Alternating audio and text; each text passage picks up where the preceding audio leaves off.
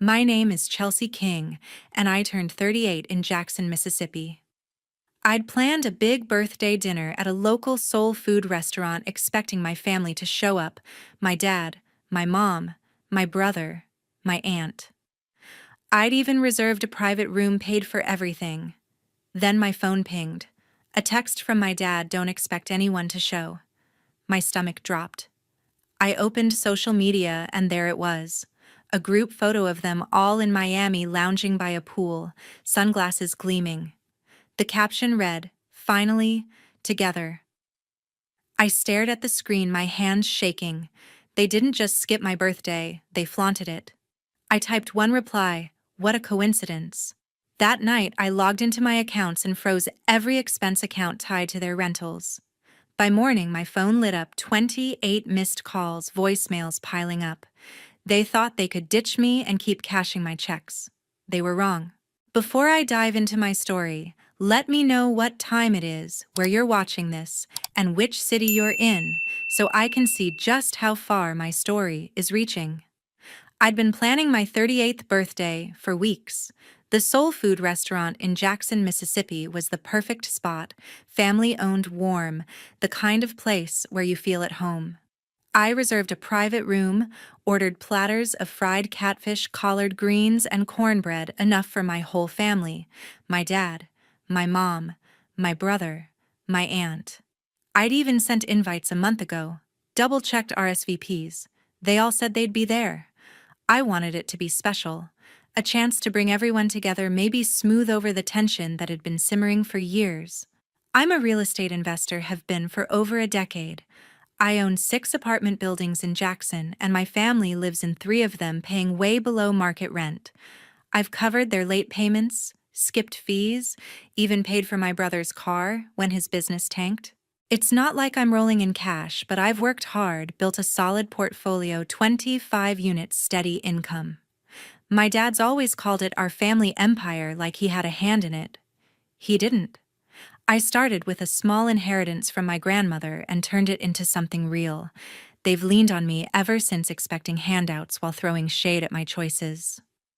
The biggest sore spot: my boyfriend, Owen. We've been together 3 years, and he's the best thing in my life. He's a mechanic, owns a small auto shop in town. He's got this quiet strength, always fixing things: cars, my bad days. You name it. But my family can't stand him. They call him grease monkey behind his back, say he's not good enough for me. My mom once told me straight to my face I could do better than a guy who comes home with oil stains on his jeans. My brother's worse, he's always dropping hints that Owen's just after my money, as if I'm some clueless heiress. It's been a constant battle, their snide comments chipping away at me. I thought my birthday could be a fresh start, a night where they'd see Owen the way I do.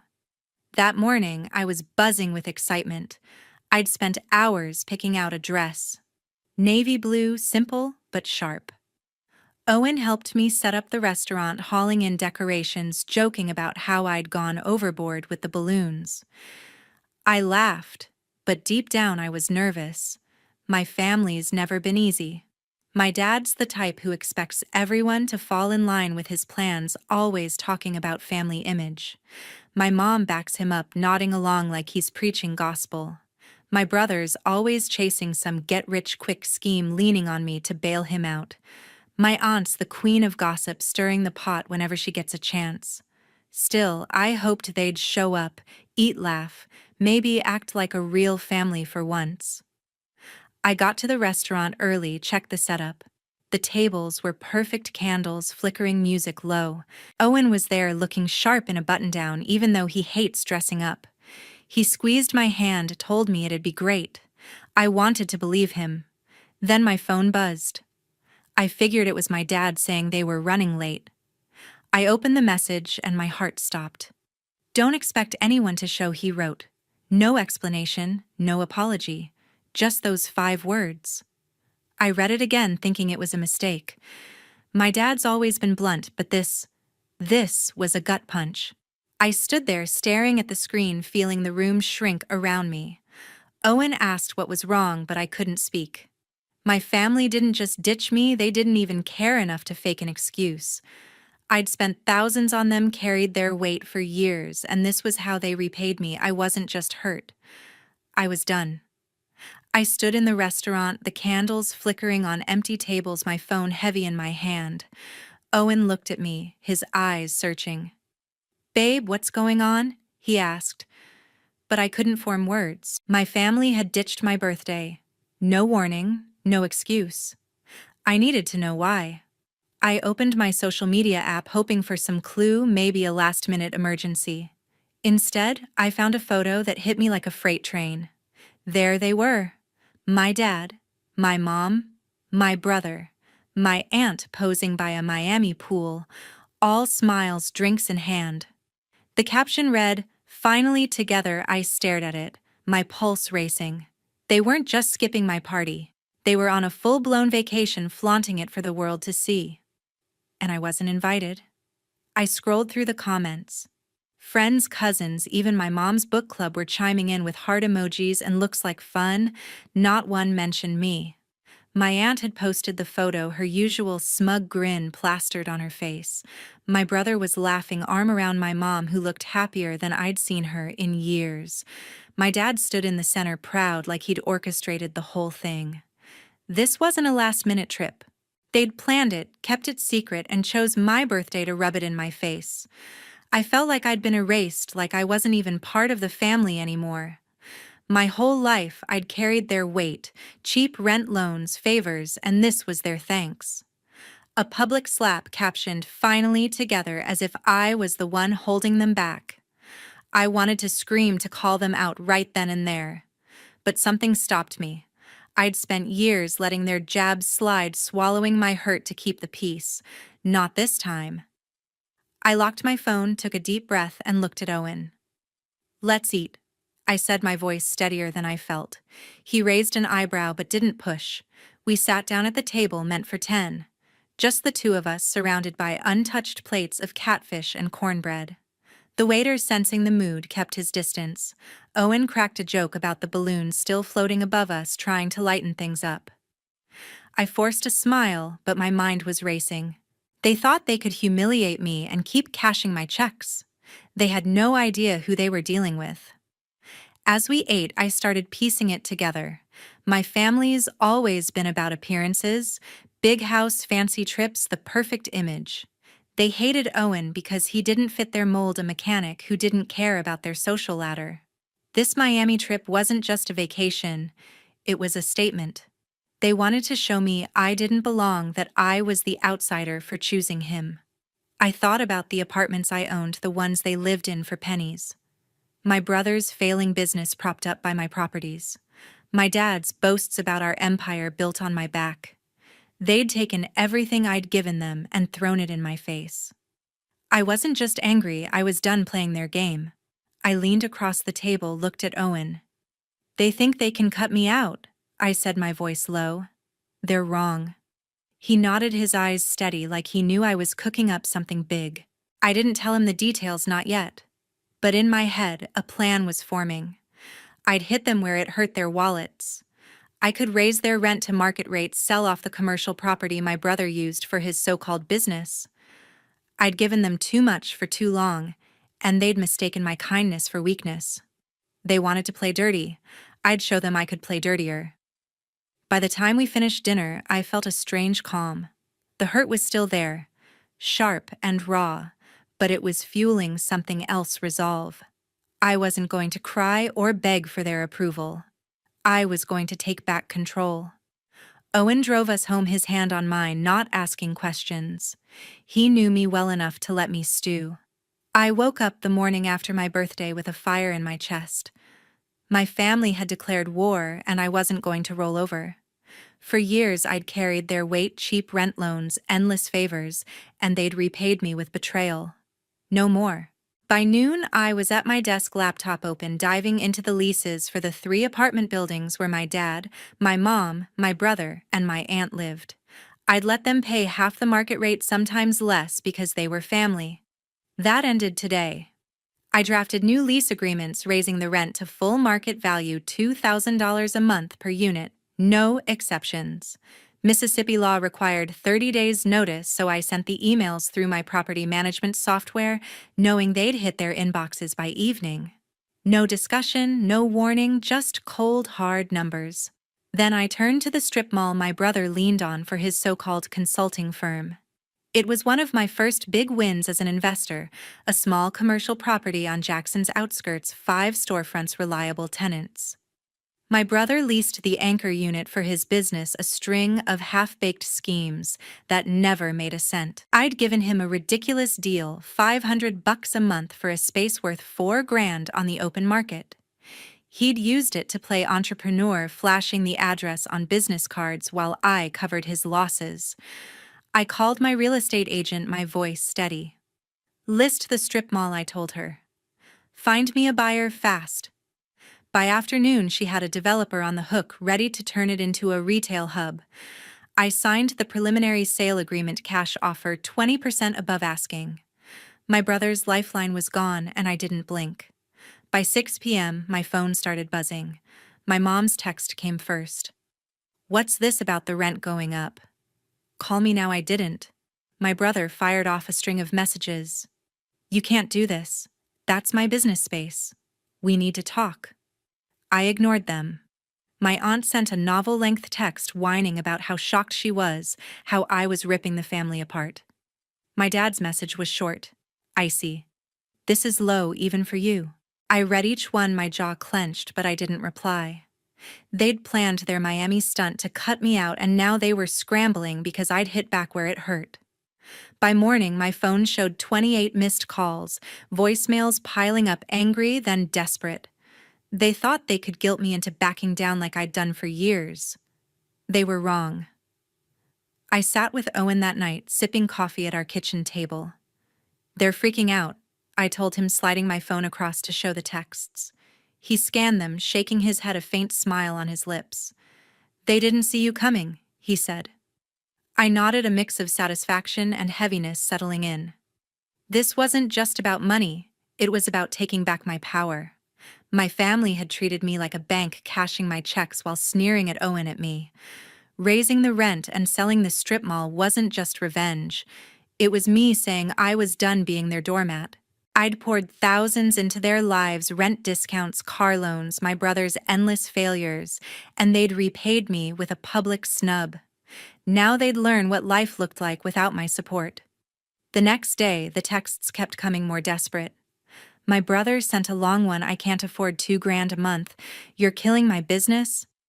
Let's work this out." I didn't answer. My mom called 3 times, leaving a voicemail about how this isn't how family acts. I deleted it halfway through. My aunt tried guilt texting about my dad's stress and how I needed to think about the family. I almost laughed.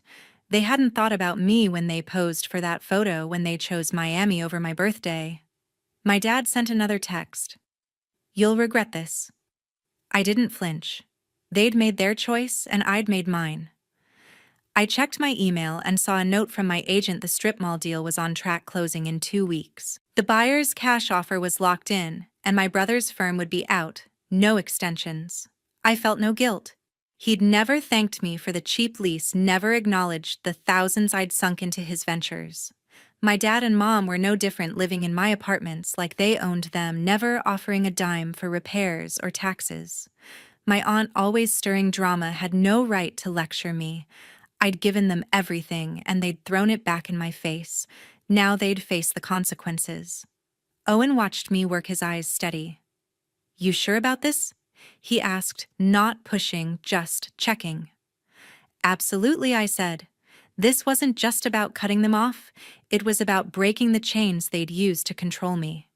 Every missed payment I'd covered, every favor I'd done had given them leverage. No more.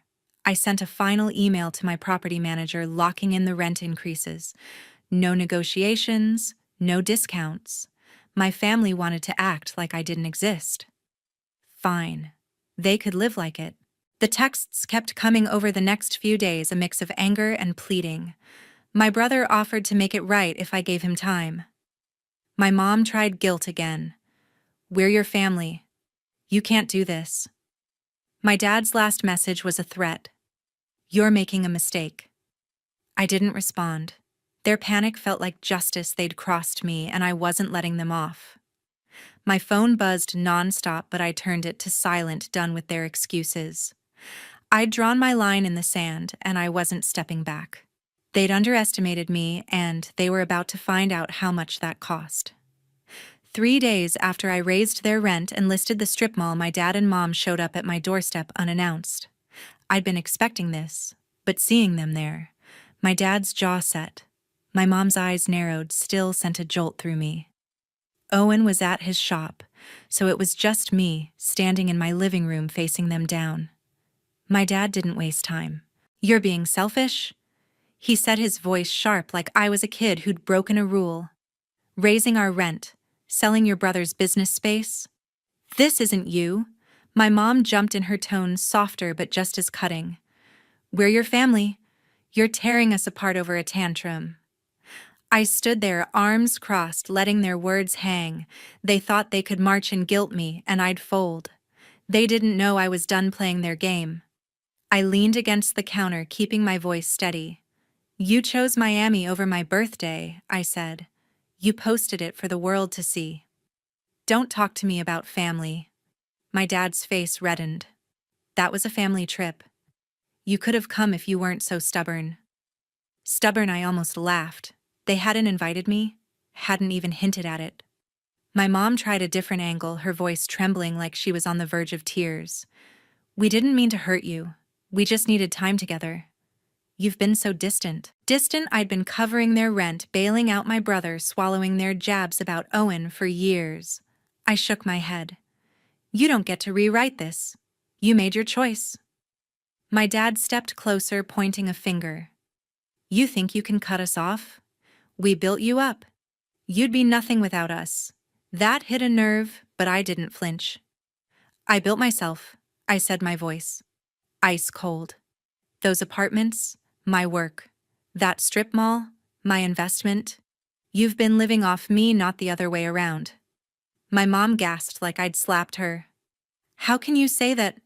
We're your parents?" I didn't back down. "Parents don't ditch their kid's birthday and flaunt it online." "You did." They stood there stunned, like they hadn't expected me to fight back. I wasn't the pushover they thought I was anymore.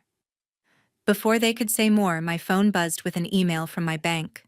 I glanced at it, and my stomach tightened. An alert about a credit inquiry. Someone had tried to open a loan in my name. I opened the details, and there it was. My brother's name tied to an application for a $50,000 business loan using my credit and my properties as collateral. He'd gone behind my back thinking he could cash in on my name to save his failing business. I looked up at my dad and mom, my anger boiling over. "Did you know about this?" I asked, holding up my phone. They exchanged a glance, and my mom's face paled. "He's desperate," she said.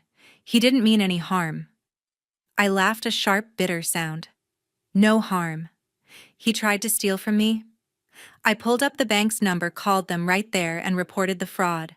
The loan was denied, my credit was locked, and my brother's scheme was dead in the water. My dad tried to interrupt. "You're overreacting. He's your brother. He needs help." I cut him off. "He needs to grow up.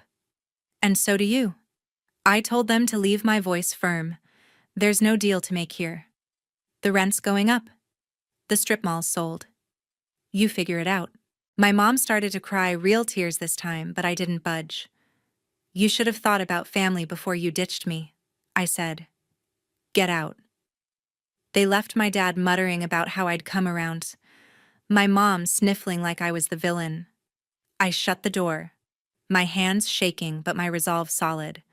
Owen got home an hour later, saw my face, and pulled me into a hug. "What happened?" he asked. I told him about the confrontation, the loan attempt, everything. "They think they can bully me into backing down," I said. He squeezed my hand. "They don't know you at all, do they?" I shook my head, a small smile breaking through. He was right. They'd underestimated me, thought I'd cave, like I always had. But I was done bending. Later that night, my brother sent a text trying to play innocent. "I didn't mean to use your name. I was desperate. Let's talk. I didn't reply. My aunt called, leaving a voicemail about how I was destroying the family legacy.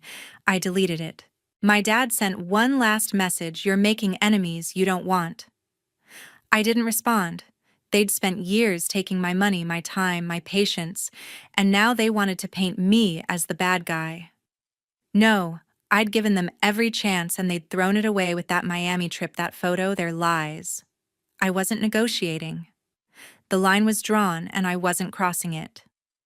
The fallout from my confrontation with my dad and mom was still fresh when my phone buzzed with a text from my friend Nathan. "Need to talk. It's about your brother." "Can I come over?" I'd known Nathan since college, a real estate broker who'd helped me close my first property deal. He wasn't one for drama, so his urgency made my stomach twist. I texted back, "Come now." An hour later, he was at my door, his face grim. Owen was home tinkering with a carburetor in the garage, so I led Nathan to the kitchen table. "What's going on?" I asked, bracing myself. He didn't sugarcoat it. "Your brother's been shopping your properties to investors, claiming he has power of attorney over your portfolio. He's trying to sell your apartments to cover his debts." I stared at him, my pulse spiking. My brother had already tried to use my name for a $50,000 loan, and now this power of attorney. I said, my voice sharp. "He has nothing. Everything's in my name." Nathan nodded, pulling out his phone. "I heard it from a client, an investor who got a pitch from him. He's saying you're unstable, and he's stepping in to manage the family assets." I felt a cold fury settle in. My brother wasn't just desperate, he was scheming to steal what I'd built. Years of late-night deals, tenant disputes, and market research, my 6 apartment buildings, my strip mall, my life's work, and he thought he could claim it. I leaned back, my mind racing. "What's his play?" I asked. Nathan sighed. "He's targeting a shady developer, promising a quick sale." I stalled the guy, said I'd check with you first. I gripped my coffee mug, my knuckles white. "He's got no legal ground," I said. "But he's banking on you not noticing until it's too late." Nathan's words hit hard. My brother had always been reckless, chasing get-rich-quick dreams while I bailed him out. But this was a new low, trying to sell my properties behind my back, lying about my mental state to make it stick. I thanked Nathan, told him to keep the investor on hold. "Don't let him know I'm onto this," I said. He nodded, his eyes steady. "You've got this. Just be careful." After he left, I sat there, the weight of my brother's betrayal sinking in. He wasn't just after money, he wanted to erase me, to take everything I'd earned. As I processed Nathan's news, my phone pinged with an email from my attorney, Jennifer. I'd hired her years ago to handle my property contracts, a sharp lawyer who didn't miss details. The subject line read, "Urgent, your grandmother's estate." My heart skipped. My grandmother had passed 5 years ago, leaving me a small inheritance I'd use to start my real estate business. I opened the email and my breath caught. Jennifer had uncovered a trust fund my grandmother had set up, one I'd never known about. It was worth $500,000, tied to a condition: it could only be activated if I stopped financially supporting my family. The trust's terms were clear. My grandmother had written it to ensure I'd stand on my own, free from their demands. Jennifer's email ended with a note. "Given your recent decisions, you're eligible to claim this now. Call me to proceed." I sat back, stunned. My grandmother had seen this coming, my family's greed, their endless reliance on me. She'd known they'd try to bleed me dry, and she'd left me a way out. The timing was uncanny. I'd just raised their rent, sold the strip mall, and cut them off after their Miami stunt. Now this. It felt like a sign, like she was still watching out for me. I called Jennifer immediately. "Is this for real?" I asked. Her voice was calm, professional.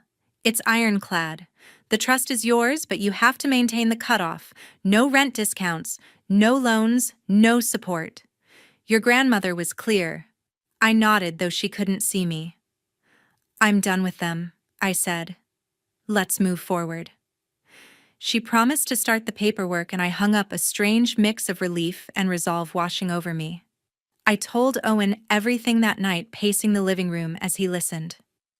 My brother's trying to sell my properties, I said, my voice shaking with anger. And my grandmother left me $500,000, but only if I keep them cut off. Owen's eyes widened, but he stayed calm, his hand resting on mine. Your grandmother knew you'd need this, he said. And Nathan's got your back. You're not alone in this. I squeezed his hand, grateful for him in a way I couldn't put into words. My family had tried to break me, but I was stronger than they thought.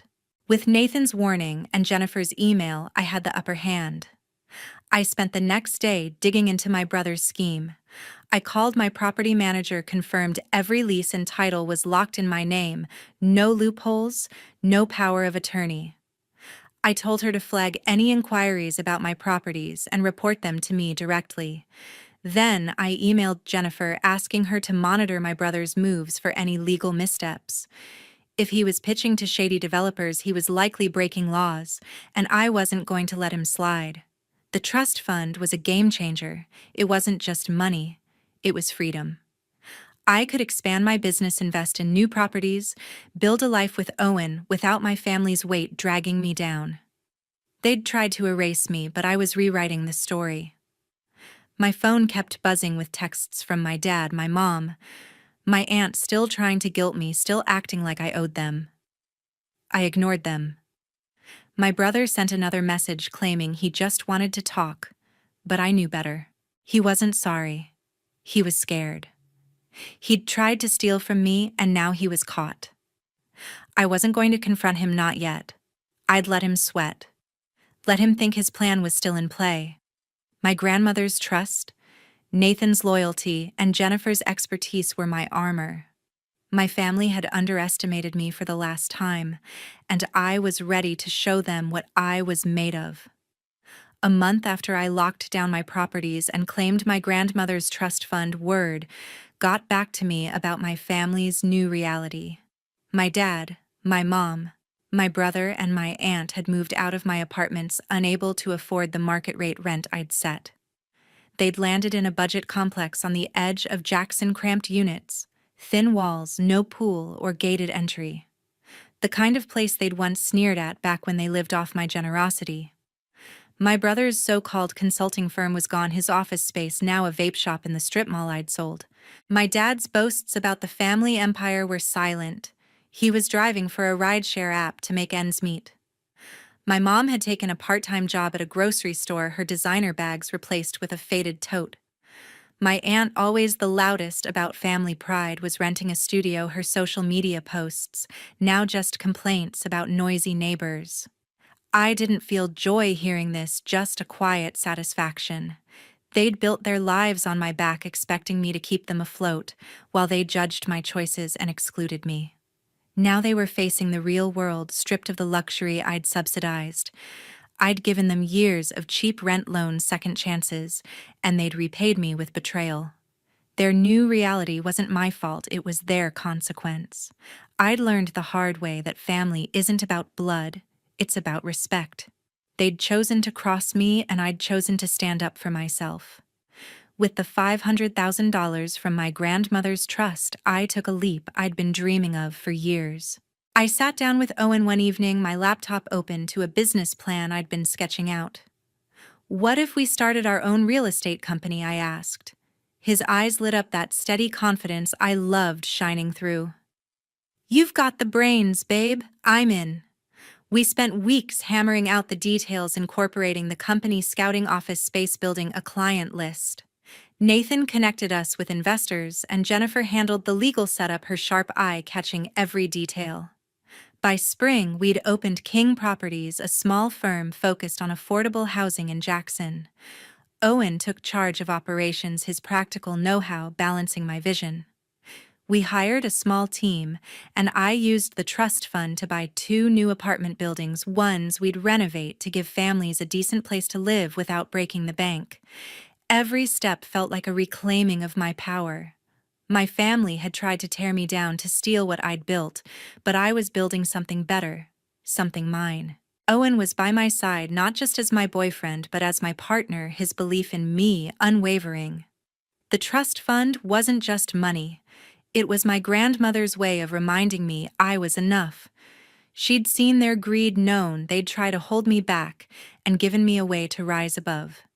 Starting King Properties wasn't just about business, it was about proving I didn't need their approval to succeed. Looking back, the lesson hit hard. Self-respect isn't negotiable. I'd spent years bending over backward thinking I could earn their love by giving more. But love doesn't work that way, and neither does family. They'd taken my kindness for weakness, but I'd shown them I was stronger than they ever imagined. I wasn't the villain in their story, I was the hero in mine. Every deal I closed, every tenant I helped, every day I built with Owen was a step toward a life I chose, not one they dictated. To everyone who's followed this story, thank you. You've been with me through the hurt, the fight, and the triumph. Your support means everything. It's what keeps me going, keeps me sharing. If you felt something from this, if it's hit home, please hit that subscribe button. Join me for more stories about standing up, fighting back, and finding your own path. You're not just viewers, you're part of this journey. Thank you for being here.